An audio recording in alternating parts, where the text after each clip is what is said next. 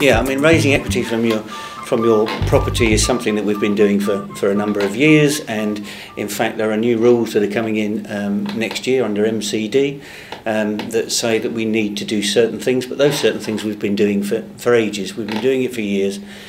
Effectively, if you've got a mortgage on a property, there are three things that you can do. You can get a further advance, which means you can go to the lender that you're already with and say, you have my property's worth X, I'm only borrowing this amount, can I borrow a bit more? And then the lender will decide whether they're happy to lend you any more money.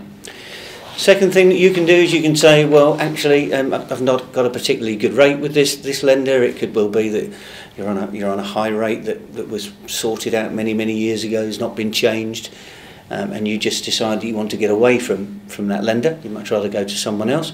So you can completely refinance.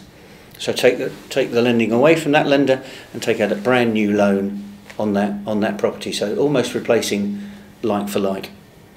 And obviously you can borrow a bit more if you want to do that. So if you've got equity, you can borrow a bit more.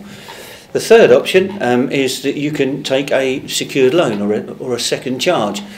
Used to always be called a second charge. It's now called a secured loan. But effectively what that is rather than in the first instance where you went to your existing lender and they would give you the top-up amount, you go to another lender and another lender gives you that top-up amount.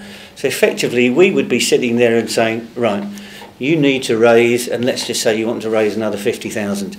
You need to raise 50,000. The best way of raising that 50,000, and we'll give you three options.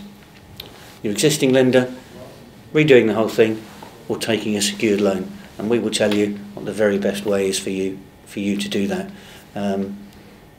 Probably it's going to be the cheapest way of doing it. Typically the rate will probably be the lesser rate for you, but it's up to you as an individual.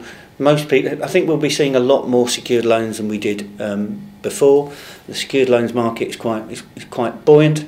There's a lot more people coming into the secured loans market. It's going to be a very good for clients. It's going to be fantastic because people are going to be fighting over that sort of business. So it's great for us because we'll have a lot more lenders to go to that are a lot more desperate to get our business, which can only be good for the client.